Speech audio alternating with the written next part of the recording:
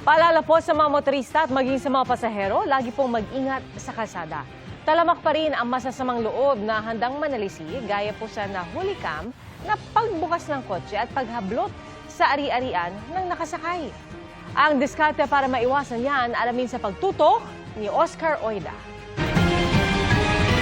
Sa videong ito na nakuha ng GMA Integrated News, makikita ang dalawang lalaki na animoy sinisipat ang isang dumaraang sasakyan sa Road 10 sa Maynila.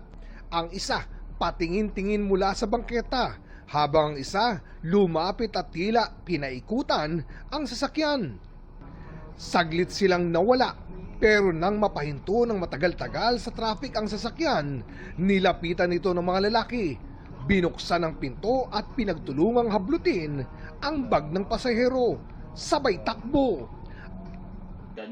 Agad nag-imbestiga ang Manila Police District at tukoy na nila ang mga suspect. Hinihintay lang natin itong biktima na mag-report sa ating kapulisan o makipag-ugnayan sa ating kapulisan para masampahan natin ang kaukulang reklamo itong mga taong ito.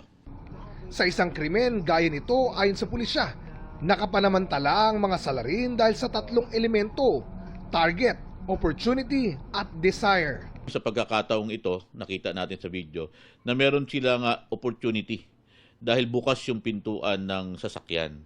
Palagi natin titignan yung safety natin.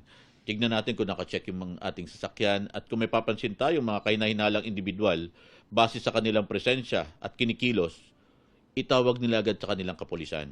Paalala ng isang road safety expert, maging alisto lalo na sa mga lugar na alam na delikado.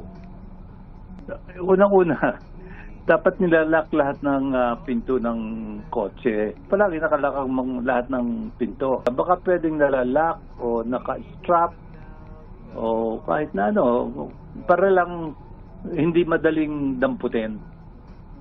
Paano kung nasa sasakyan o open type tulad ng jeepney o motorsiklo? Maglalagay ako ng kahon o parang box na doon ko ilalagay ang mga gamit ko. Hindi yung open na nasa upuan lang. Kasi madaling damputin eh. Hindi... Makatutulong din daw kung may dashcam sa mga sasakyan. Para sa GMA Integrated News, Oscar Oida, nakatutok, 24 oras.